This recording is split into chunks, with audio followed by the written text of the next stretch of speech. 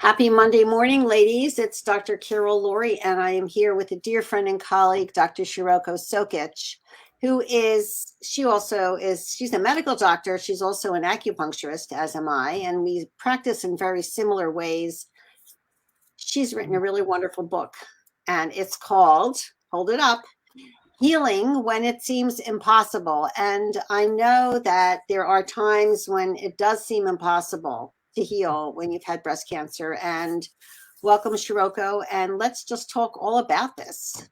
Thank you for being here. Thank you. So what did you want to talk about?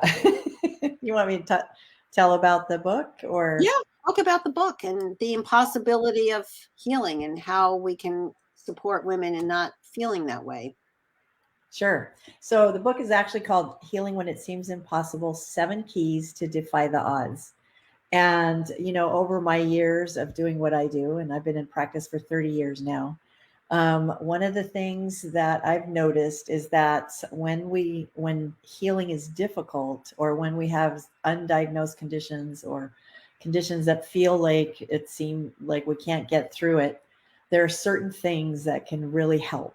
And so that's my 7 keys. And the whole idea is that when you have a difficult health journey of any sort, that healing comes from places where it almost feels like you want to give up.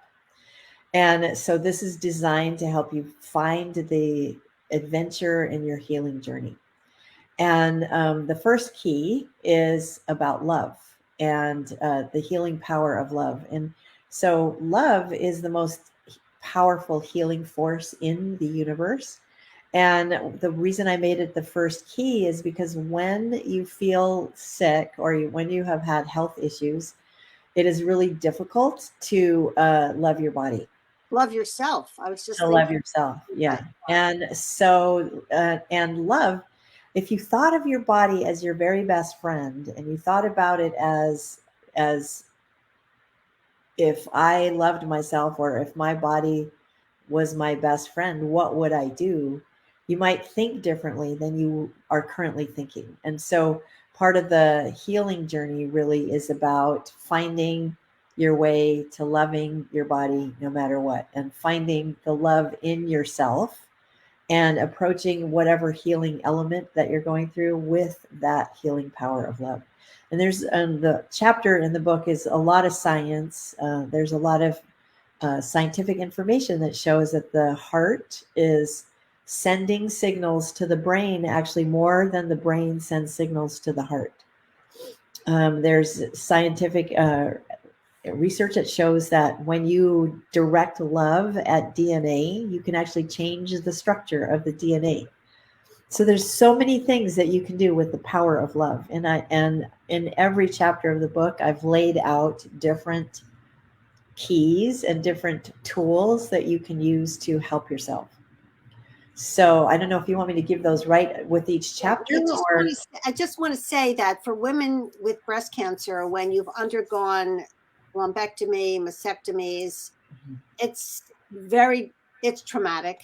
And that trauma then gets put into, you don't want to look at your body, or you can't, you feel ashamed of it. You don't want your spouse to touch you or see you naked. And there's a lot of shame, which is the opposite, and trauma, which is the opposite of self-love. So I even think that if all anyone ever did was that first key, they would be ahead of the game, right? Yeah. But sometimes when you feel those things, it's really hard to just jump in and say, I love you. No, yeah. So I've given some keys or suggestions on how to approach the whole idea of love in the healing journey. Great. In our lives, we all have people we love, or pets we love, or even plants. And so if it's hard for you to just look at your own body and love yourself, you can start to pour love on someone else or something else, So if your relationship with your partner is good, you can pour love on your partner. If you have a pet, pour love on your pet. So it's like, it's sometimes hard to imagine that when you feel so empty and so empty of love, it's hard to imagine how you could give love. But by giving love, it's kind of like a boomerang. If you give love in a certain direction, then that love comes back to you, and it becomes this circle of increasing love. And so and I have exercises like that in a workbook. I think I gave you the link to get the workbook for free.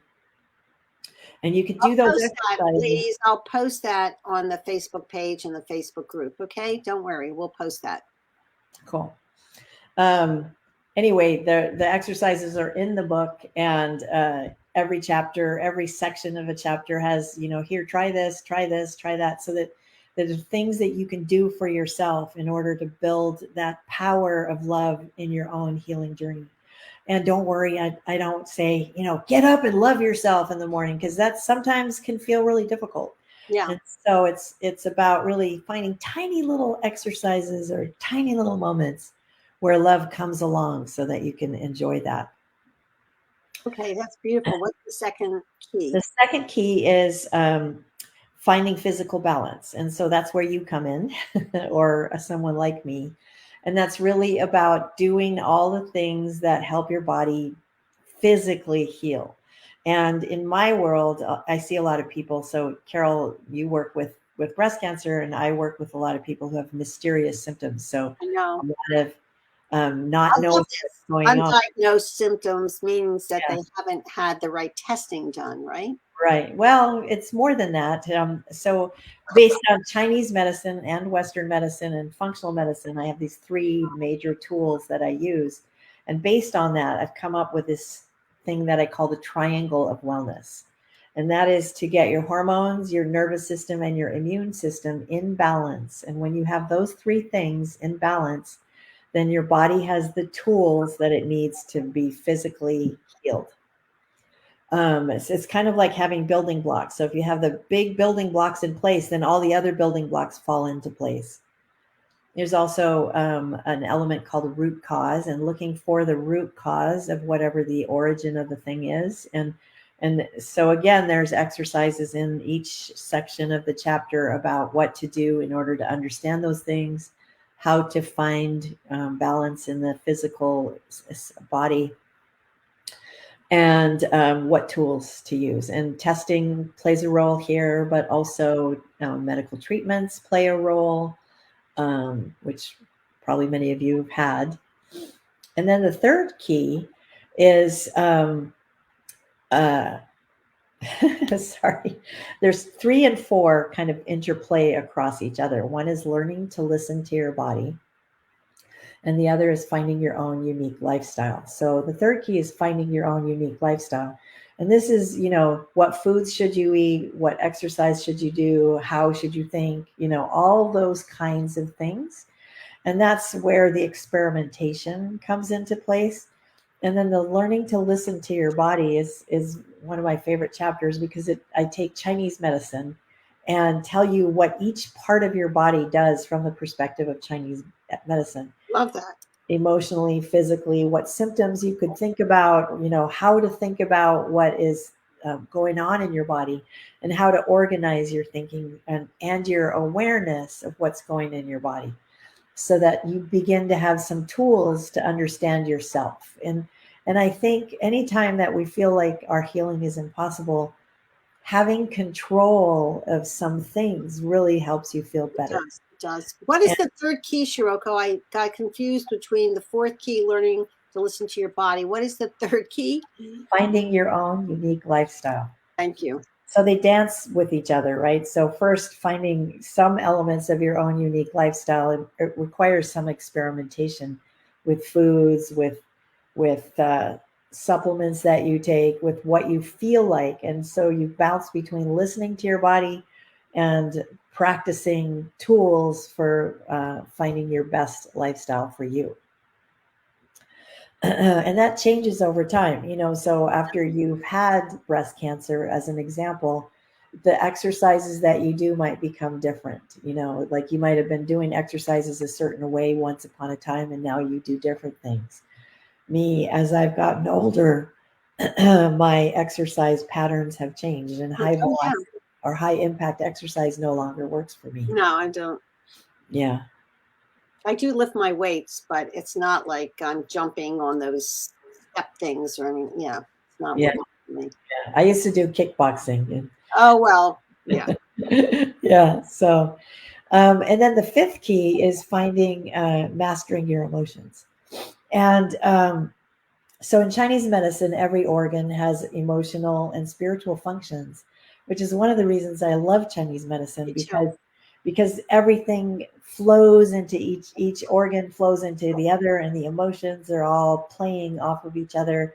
And recognizing that emotions play a huge role in your health is very, very important. So that would be, learning to deal with each emotion. For example, the liver rules the emotion of anger and frustration, and the kidneys rule the emotion of fear. And so, beginning to understand that your emotions play a role in your physical body allows you, not that you have to spend hours in therapy or hours thinking about your emotions. It's just acknowledging that those emotions are there and that they may play a role can be enough to help things move forward. Yeah, 100%. It can take some of that stuck Yeah. energy and help disperse it. And Yeah. when energy gets stuck, when emotions get stuck, that's when you get into difficulty emotionally as well as physiologically, right? Yep. Exactly. And then the sixth key is never give up.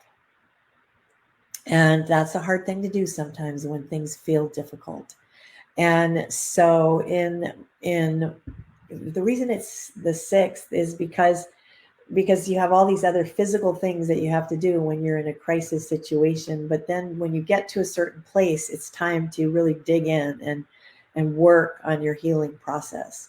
And so, part of what I talk about in the sixth key is thinking of your healing as an adventure, as a hero's journey.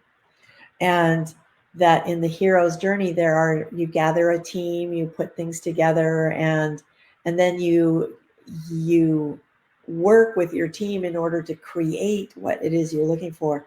And when things look dark and when you feel like there's no hope, don't give up. Keep going. Never, ever, ever, ever give up on your healing.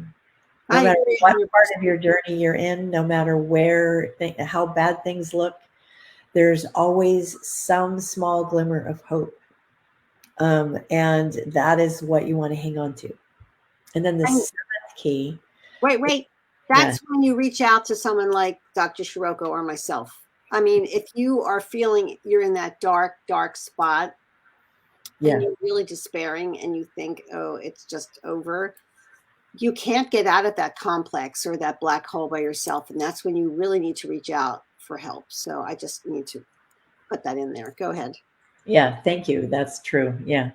And then the seventh key is trusting the process. And so, again, for many of my patients, they come in and they've seen 6 or 7 doctors and they've gone through all of this testing, and maybe the testing didn't show anything, and they feel crummy and nobody seems to believe them. And so that's a lot of the type of people that I take care of. And I'm sure you do too, Carol, outside of the breast cancer. But this idea that everything that you've gone through, that this was a divinely designed journey for your healing. We are used to thinking of our bodies as sort of mechanical things, like a car. And you want to tune up your car and you want to get on the road, and you want it to drive you to where you're going to go. And we think of our bodies that way, but our bodies are connected to our spirit. And our spirit is here to learn certain lessons. And we know in our lives, I think many of us have learned over the years that when we interact with a family member or an acquaintance, or we have tough people that we don't like at work, that is a lesson for us, and that we have to learn from that interaction. Well, when we have a difficult time with our bodies, it's the same thing. It's a lesson for us, and we learn from the interaction with our bodies. And so the seventh key is about trusting that the learning that we're doing is taking us to the place that we need to go, and trusting that journey and trusting that process. So, like I said, every single chapter has questions and tools for you to use in order to achieve those lessons. And I've had many people who tell me that they've read it over and over and over again when they're feeling certain things. And it's one of those books where you can open a page and read what it has to say, and that's a your message. gift.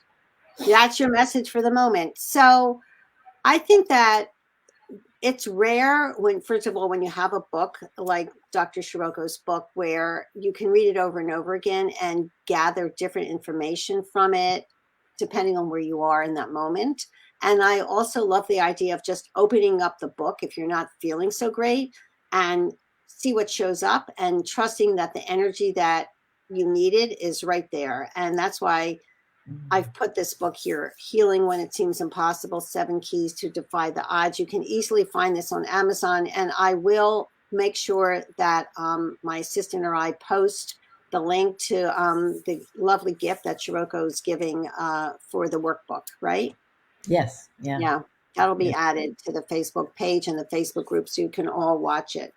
There's quite a few women here. Does anybody have any comments or any questions that they'd like us to answer before we let Dr. Shiroko go back to her office and her work and her patients? Anybody have anything that they want to share? I love this attitude of that everything that's happening is guiding you on your path. And I know that that doesn't jive with some women. That can make you angry. But I want to encourage you to look at that anger and think about what's going on for you when you're feeling that. It makes the difficult times a little bit easier to bear if you have that perspective, I think, don't you? Yeah. Definitely. Yeah. Anybody else have any questions? No? Okay. Shiroko, do you want to say anything else before we let you get back to work? Sure. So I think, like, I always like to leave a tip, something that you could do immediately. Great. So I think the first key is the love key. And it's really, really helpful if you find somebody or something that you could pour some love on. Like, start with that today. So it's easy to love a pet, right? So if you have a pet, you could just like pour some love on that pet. And you know that when you love that pet, it feels great. But if you have a partner or a family member that you really love, and you maybe have had a hard time showing that person love lately, if you're feeling poorly, reach out to that person and do something really nice for them. Like, I know that sometimes feels difficult when you don't feel well, but reach out and give that person some love. And then in giving them that love, what will happen is that you'll feel better. Mm-hmm. And that will help you have more love too. And it will also help with that relationship. So that's my key for today. I think that's a beautiful thing. Even a little thing, like just calling someone up and saying, I haven't seen you in a while, come over for some tea. Doesn't have to be you cook them this glamorous dinner or go shopping for them when you're not feeling well. It's just a little thing to let them know. Yeah. Or even just rubbing their shoulders for 2 minutes, or if somebody's on their feet all day, rubbing their feet for a few minutes, just doing something nice for another person helps you feel better. It does. And I love what you referenced about the DNA, how it changes when it's exposed to love. That's a really powerful thing for all of us to know, right? Really powerful. Yeah. Healing is always possible. Thank you so much for being here, Shiroko. It was wonderful to see you again. And ladies, it's Carol Lourie. This has just really been a wonderful guest expert moment. And I hope that you all take this energy with you and have a beautiful day moving forward. Thank Bye you so for much, now. Carol. Thanks for having me. Thank you for being here.